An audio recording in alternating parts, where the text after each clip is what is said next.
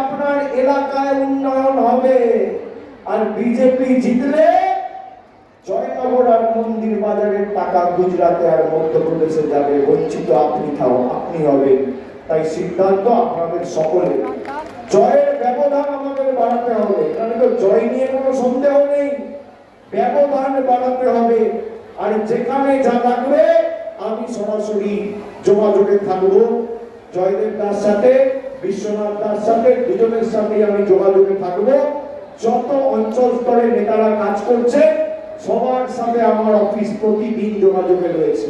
যেখানে যা দরকার পড়বে আমার সামর্থ্য অনুযায়ী শেষ রক্তবিন্দু পর্যন্ত আমি কাজ করে আপনাদের ভালোবাসা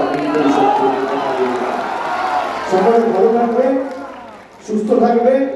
জয় হিন্দ, বন্দে মাতরম।